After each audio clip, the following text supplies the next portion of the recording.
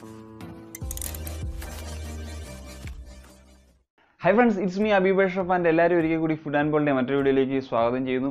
നമ്മൾ ഇന്നത്തെ വീഡിയോയിൽ സംസാരിക്കുന്നത് പറഞ്ഞാൽ എല്ലാവർക്കും വളരെ സംശയമാണ് ഇന്ത്യ ഏഷ്യൻ കപ്പിൻ്റെ റൗണ്ട് ഓഫ് 16 അല്ലെങ്കിൽ പ്രീ ക്വാർട്ടറിൽ കടക്കുമോ, ഇനി അതിൻ്റെ സാധ്യതകൾ എന്തൊക്കെയാണെന്നുള്ളത്. അപ്പോൾ അതിനെപ്പറ്റിയും നമ്മുടെ ബഹ്റിനുമായിട്ടുള്ള മാച്ചിൻ്റെ ഒരു മാച്ച് പ്രിവ്യൂ ഒക്കെയാണ് ഈ വീഡിയോയിലേക്ക് പറയാൻ പോകുന്നത്. അപ്പോൾ ആദ്യമായിട്ട് ഇന്ത്യയുടെ സാധ്യതകൾ എങ്ങനെയാണെന്ന് നമുക്ക് നോക്കാം. ഇപ്പോൾ ഗ്രൂപ്പ് എയിൽ ഒന്നാമത് നിൽക്കുന്നത് UAE ആണ്. 2 മത്സരങ്ങളിൽ നിന്ന് 4 പോയിൻ്റാണ് UAEക്കുള്ളത്. രണ്ടാം സ്ഥാനത്താണ് ഇന്ത്യയുടെ സ്ഥാനം. നിലവിൽ 2 മത്സരങ്ങളിൽ നിന്ന് 3 പോയിൻ്റ് ഉണ്ട്. മൂന്നാം സ്ഥാനത്ത് തായ്ലൻഡാണ്. തായ്ലൻഡിനും 2 മത്സരങ്ങളിൽ നിന്ന് 3 പോയിൻ്റ് ആണുള്ളത്. പക്ഷേ ഗോൾ ഡിഫറൻസ് നോക്കുമ്പോഴത്തേക്കും ഇന്ത്യക്ക് +1 ആണ്. അതേപോലെ തന്നെ തായ്ലൻഡ് എന്ന് പറഞ്ഞാൽ -2 ആണ് തായ്ലൻഡിൻ്റെ ഒരു ഗോൾ ഡിഫറൻസ് എന്ന് പറയുന്നത്. 4ാം സ്ഥാനത്താണ് ബഹ്റിൻ്റെ സ്ഥാനം. 2 മത്സരങ്ങളിൽ നിന്നും 1 പോയിൻ്റ് ആണുള്ളത്. അപ്പോൾ നമുക്കിനി ഇന്ത്യയുടെ സാധ്യതകൾ എങ്ങനെയാണെന്ന് നോക്കാം. ഇന്ത്യ അടുത്ത മത്സരത്തിൽ വിജയിക്കുകയാണെങ്കിൽ, ബഹ്റിനെതിരെ വിജയിക്കുകയാണെങ്കിൽ തീർച്ചയായിട്ടും ഇന്ത്യ അടുത്ത റൗണ്ടിലേക്ക് കടക്കും.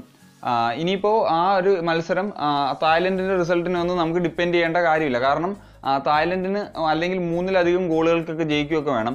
ഇന്ത്യ ജയിച്ചു കഴിഞ്ഞാൽ തന്നെ അപ്പം ഇന്ത്യക്ക് ഉള്ള സാധ്യതകൾ വളരെയേറെ കൂടുതലാണ്. ഇനി ഇന്ത്യ ആ ഒരു മത്സരത്തിൽ ഡ്രോ ആവുകയാണെങ്കിൽ, തായ്ലൻഡ് വിജയിച്ചു കഴിഞ്ഞാൽ തായ്ലൻഡിന് ആണ് സാധ്യത. അപ്പം ഇന്ത്യ 3ാം സ്ഥാനത്തേക്ക് വരും. അപ്പോൾ നമ്മൾ 3ാം സ്ഥാനത്തേക്ക് ഡിപ്പെൻഡ് ചെയ്തുകൊണ്ടിരിക്കേണ്ടി വരും. പക്ഷേ തായ്ലൻഡ് മത്സരവും ഡ്രോ ആണ്, ഇന്ത്യ മത്സരം ഡ്രോ ആണെന്നുണ്ടെങ്കിൽ ഇന്ത്യയാണ് 2ാം സ്ഥാനത്തെത്തുക. അപ്പോൾ ഇന്ത്യ കയറുകയും ചെയ്യും. ഇനിയിപ്പോൾ നമുക്ക് ഇന്ത്യ തോറ്റു കഴിഞ്ഞാൽ ഇന്ത്യയുടെ സാധ്യത എന്താണെന്ന് വെച്ചാൽ, ഇന്ത്യ തോക്കുകയാണെങ്കിൽ തീർച്ചയായിട്ടും തായ്ലൻഡും ആ മത്സരത്തിൽ തോൽക്കണം. കാരണം ഇന്ത്യ തോറ്റ് തായ്ലൻഡ് വിജയിക്കുകയോ അല്ലെങ്കിൽ സമനിലയാവുകയോ ചെയ്തു കഴിഞ്ഞാൽ ഇന്ത്യ 4ാം സ്ഥാനത്തേക്ക് പിന്തള്ളപ്പെടും. പിന്നെ നമുക്ക് അടുത്ത റൗണ്ടിലേക്ക് കയറാനുള്ള സാധ്യതകൾ വളരെ കുറവായിരിക്കും. ഇനി നമ്മൾ ഇന്ത്യ തോറ്റു കഴിഞ്ഞിട്ടും ഇന്ത്യക്ക് സാധ്യതകൾ ഉണ്ടാവണമെന്നുണ്ടെങ്കിൽ, ഇന്ത്യ ഒരു 1-0 തോറ്റു കഴിഞ്ഞാൽ തായ്ലൻഡ് ആ മത്സരത്തിൽ തോൽക്കണം, UAE ആയിട്ടുള്ള മത്സരത്തിൽ തോൽക്കണം. ആ മത്സരത്തിൽ തോറ്റു കഴിഞ്ഞാൽ ഇന്ത്യ ഒരു 3ാം സ്ഥാനത്ത് ഫിനിഷ് ചെയ്യും. പിന്നീട് മറ്റ് ഗ്രൂപ്പുകളിലെയൊക്കെ അവരുടെ മത്സരങ്ങളൊക്കെ ഡിപ്പെൻഡ് ചെയ്തിരിക്കും ഇന്ത്യയുടെ റൗണ്ട് ഓഫ് 16 സാധ്യതകൾ. ഇനി നമുക്ക് ബഹ്റിനെ പറ്റി സംസാരിക്കാം. ഇനി ഇന്ത്യ ബഹ്റിനെയാണ് ഏറ്റുമുട്ടാൻ പോകുന്നത്. ആ മത്സരം വളരെ നമുക്ക് എല്ലാവരും എക്സൈറ്റ്മെൻറ്റോടുകൂടി കാത്തിരിക്കുകയാണ്. ഫിഫ റാങ്കിങ്ങിൽ 113ാം സ്ഥാനത്താണ് ബഹ്റിൻ്റെ സ്ഥാനം.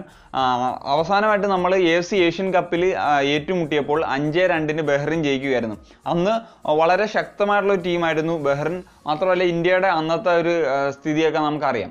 ഇനിയിപ്പോൾ ബഹ്റിൻ്റെ അവസാനത്തെ 5 മത്സരങ്ങൾ നമുക്ക് എടുത്ത് പരിശോധിക്കുകയാണെങ്കിൽ, ബഹ്റിൻ അവസാന മത്സരം തായ്ലൻഡിനെതിരെ 1-0 പരാജയപ്പെടുകയായിരുന്നു. അതിന് മുമ്പത്തെ മത്സരം UAE ആയിട്ടാണ് കളിച്ചത്. ആ മത്സരം 1-1 ഡ്രോ ആവുകയായിരുന്നു. അതിന് തൊട്ടു മുമ്പ് ഒരു ഫ്രണ്ട്ലി നോർത്ത് കൊറിയക്കെതിരെ കളിച്ചപ്പോൾ 4-0 എന്ന് പറയുന്ന ഒരു സ്കോറിൽ ബഹ്റിൻ വിജയിക്കുകയുണ്ടായി. അതിന് മുമ്പത്തെ മത്സരം ലെബനെ 1-0 പരാജയപ്പെടുത്തി. താജിക്കിസ്ഥാനെ 5-0 പരാജയപ്പെടുത്തി.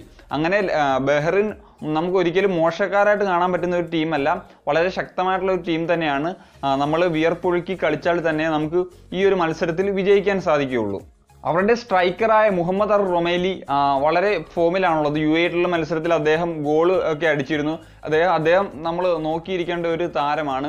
ഇനിയിപ്പോൾ നമ്മളുടെ ഒരു കാര്യത്തിലേക്ക് വരുമ്പോഴത്തേക്കും ഹോളിച്ചാർ നർസറി കുറച്ചും കൂടി ഒരു മികവാർന്ന പ്രകടനം കാഴ്ചവെക്കണം. ഈ ഒരു മത്സരത്തിൽ അദ്ദേഹത്തെ പുറത്തിരുത്തിക്കൊണ്ട് ആഷിഖ് കുര്യനെ ലെഫ്റ്റ് വിങ്ങിൽ മാറ്റി ബൽവന്തിനെ ഒരു ഫസ്റ്റ് 11-ൽ ഇറക്കണമെന്നാണ് എൻ്റെ ഒരു പേഴ്സണലായിട്ടുള്ള ഒരു ഒപ്പീനിയൻ. ഇനി നമ്മുടെ ഗുർപ്രീത് സിംഗ് സന്ധുവും കുറച്ചും കൂടി ഒരു തിളക്കമാർന്ന പ്രകടനം കാഴ്ചവെക്കണം. അദ്ദേഹത്തിനെ നമ്മൾ അറിയാം, ഇന്ത്യ ചൈന അതിനു മുമ്പുള്ള ഫ്രണ്ട്ലി മാച്ചസ് ഒക്കെ കണ്ടാൽ അറിയാം അദ്ദേഹത്തിൻ്റെ ഒരു കഴിവ് എന്താണെന്നുള്ളത്. അദ്ദേഹം ആ ഒരു കഴിവ് ഇനിയെങ്കിലും നമുക്ക് പുറത്തെടുത്ത് കുറച്ചും കൂടെ കോൺഫിഡൻ്റ് ആയിട്ട് കളിക്കണം. പിന്നെ നമുക്ക് ഡിഫൻസിൽ ഇനിയൊരു ലാപ്സ്, ഒരു എറർ വന്നൊരു ഗോള് നമുക്ക് താങ്ങാൻ പറ്റത്തില്ല. കാരണം ഒരു തോൽവി അല്ലെങ്കിൽ ഒരു പോയിന്റ് നമുക്ക് വളരെ വിലപ്പെട്ട ഒരു സമയമാണ്.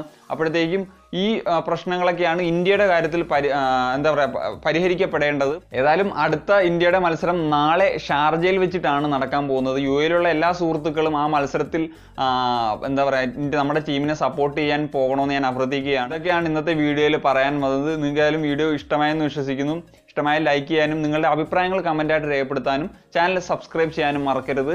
പിന്നെ ആ ബെല്ലൈക്കൺ ഒന്ന് എനേബിൾ ചെയ്ത് കഴിഞ്ഞാൽ ഈ ചാനലിലൂടെ ഇടുന്ന എല്ലാ വീഡിയോസും നിങ്ങൾക്ക് നോട്ടിഫിക്കേഷനായിട്ടും ലഭിക്കുന്നതാണ്. അപ്പോൾ മറ്റൊരു അടിപൊളി വീഡിയോ ആയിട്ട് കാണുന്നവരേക്കും ബൈ ബൈ.